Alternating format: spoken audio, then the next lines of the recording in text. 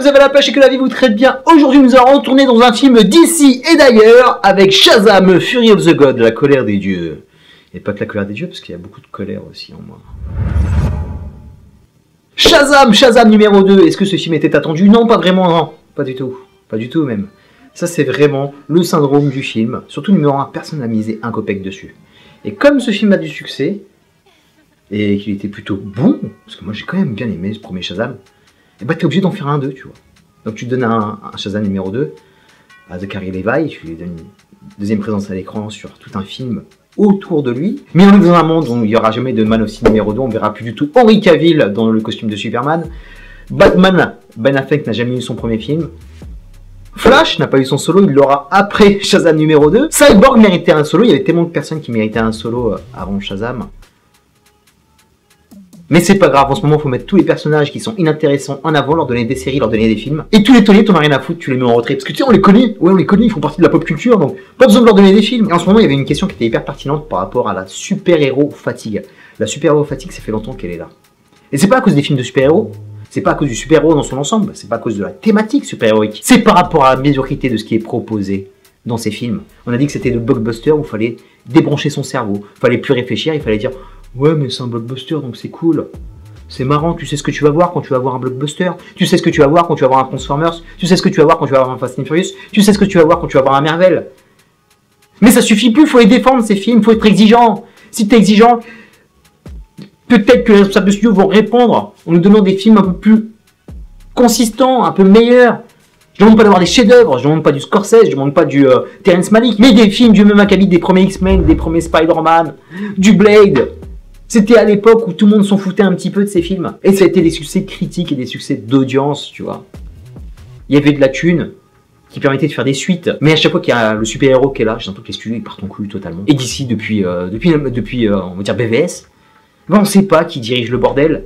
Il n'y a pas vraiment de direction. Et tout le monde fait son petit truc dans un coin, tu vois. Tout le monde fait son coin. Et là, tu reboots avec James Gunn. Mais t'es enthousiaste, franchement, pour James Gunn, toi? James Gunn pourra faire ce qu'il veut. On va pas en parler, on va parler de Shazam. Parce que là, je suis en train de parler je suis en train de partir en couille. C'est pas du tout le sujet de la vidéo, c'est le film Shazam. Shazam, mais pourquoi ça va pas avec Shazam? Shazam, c'est un bon personnage. Moi, j'ai toujours aimé le voir en comics. J'ai toujours aimé l'ambivalence entre un gamin et un super-héros hyper balèze, à qui on a donné des pouvoirs malgré lui. Il les voulait pas vraiment, ses pouvoirs, mais il les a reçus au coin de la gueule. Et il fait ce qu'il peut avec. Et ça marchait bien sur le premier film.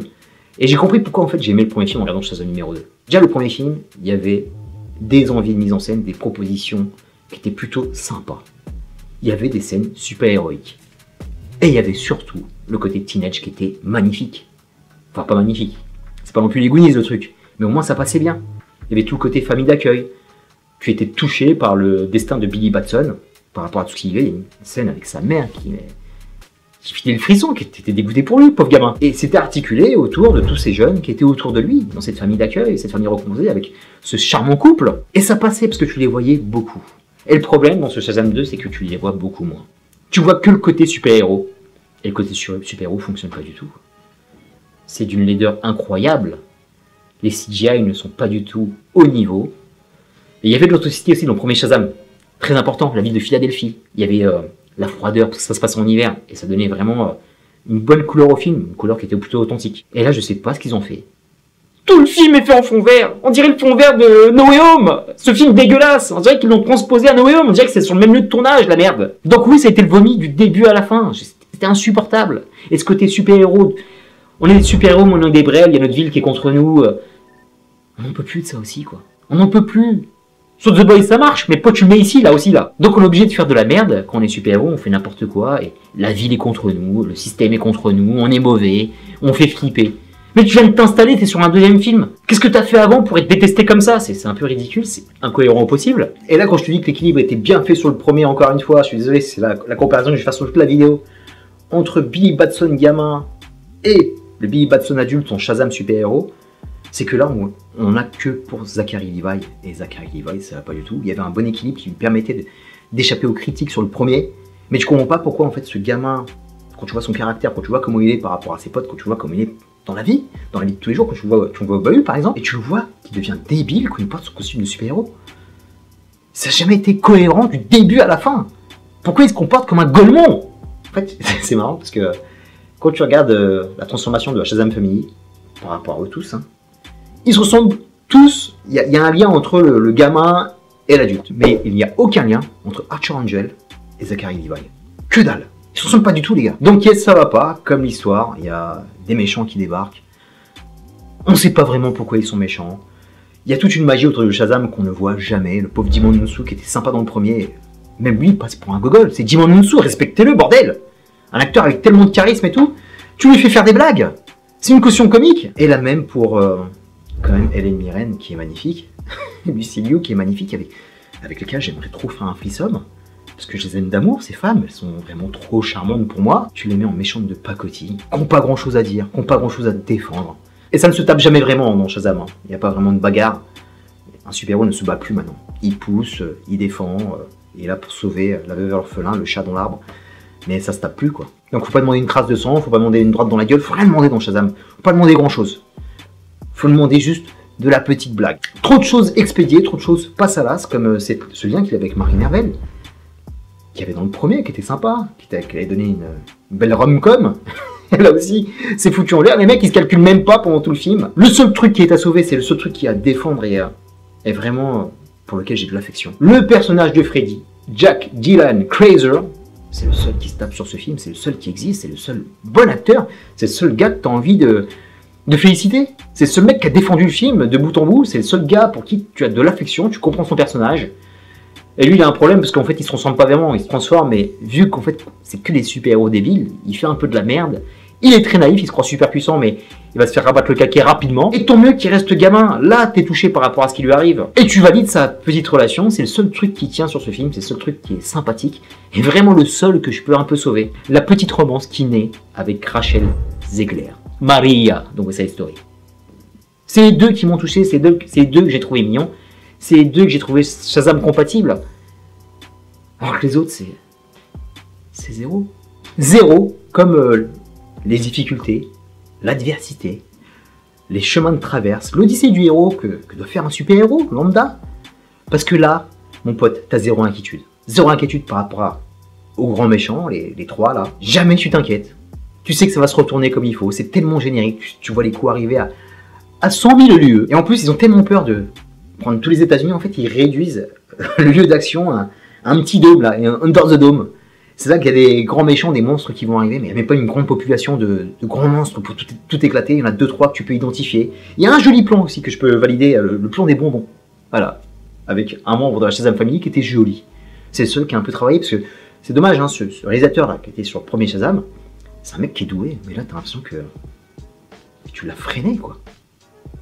Tu l'as gangréné le mec. Tu lui as donné un cahier des charges à respecter, pour pas trop en faire, pas trop personnaliser son film. Et le gars il est hyper dégoûté, qu'est-ce que tu veux qu'il fasse le gars? Il a exécuté les plans de la production comme un bon yes man qui se respecte, le mec avait rien à dire et je suis vraiment désolé pour lui. Et désolé pour eux tous, désolé pour Zachary Levi que je vois qui se répand sur les réseaux sociaux, le pauvre en train de défendre son film. Ils ont été balancés à la vindicte populaire parce que ce film n'a pas eu de promotion. Il y a des avant-premières sur des films, ce sont pas mal de films, avec les acteurs à travers le monde et tout. Zéro sur ce film. Pas un mot de James Gunn qui vient de reprendre l'affaire, il en a complètement rien à foutre. Les autres producteurs qui ont produit ce film, en plus j'ai vu son nom apparaître, Walter Hamada, là, on les appelle l'ancien régime. Je crois qu'ils ne peuvent même plus parler. En fait, ce film n'appartient à personne. Il appartient peut-être un peu au casting. Zachary Levi qui pleurait pour qu'on aille le voir.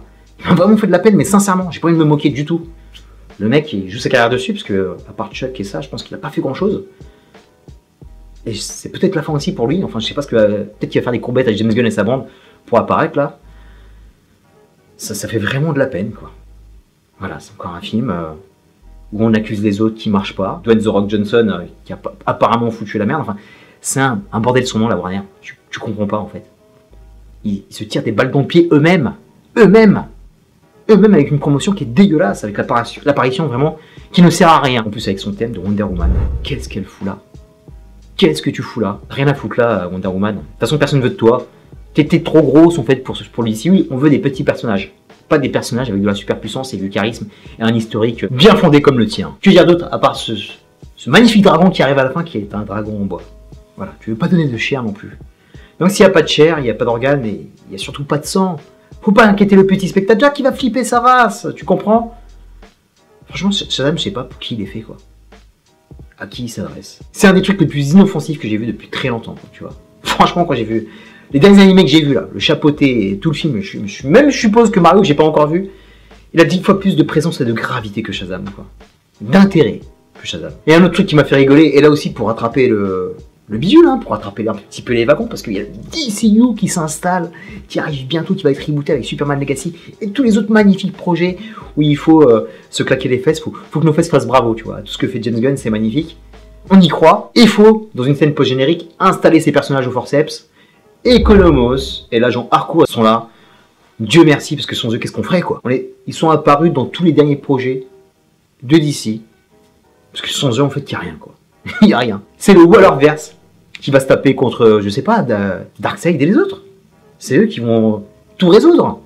C'est sur eux que tout va tourner, quoi. J'avais un petit peu d'enthousiasme sur Black Adam. C'était pas le meilleur film du monde, mais par rapport à Shazam numéro 2, c'est limite un chef-d'œuvre, hein.